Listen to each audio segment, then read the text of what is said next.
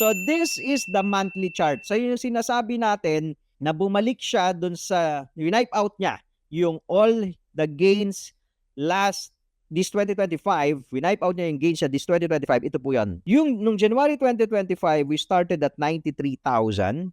Okay? And then now, November, we are at 90. So na-wipe out natin. Okay? Bumalik tayo kung ano man yung presyo natin. Nung January, bumalik tayo doon. Okay? Ngayon, atras tayo ng konti. Balikan natin, same period last year, November, Moonvember yon. Okay, ito yung Moonvember. November 2024, Bitcoin was up 37%. Ito yun, no? Candle, oh. 37%.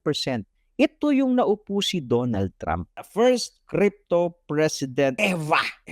Okay? Yan po yun. Right. So, on a monthly, hanapin natin yung SR flip area. On a monthly, nasan ba yung binasag niya? Ito yung 73K area, which was revisited last April. Nung dump ng April, na-revisit natin. So this will act now as our monthly support, yung SR flip area na yan.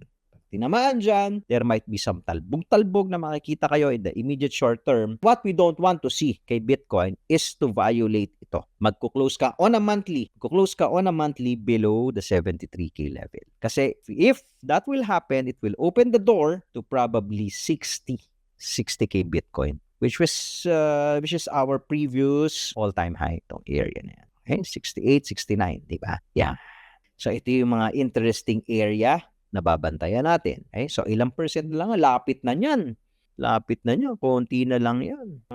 20% na lang yan eh. Diba? So, interesting area po yan. Okay, yan na ba yung bodega zone dito?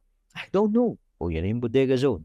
Alright? May mga iba pa tayong mga charts na tinitignan, like last night, if you are inside our AMA, sa Discord natin, if you're using Tipay, may chart na pinakita si Tito Pogs doon. Kopyang-kopya. Nasaan yung makikita mo doon kung nasaan yung possible na bottom. So, may iba't iba. As we go along, kaya gusto ko nakatuto kayo lagi na click nyo yung bell icon dyan. Click nyo yung follow dyan. Kasi as we move on later this year and even next year, no, makikita na natin kung nasaan yung bodega zone. Nasaan talaga yan? Nasaan yung sweet spot niyan?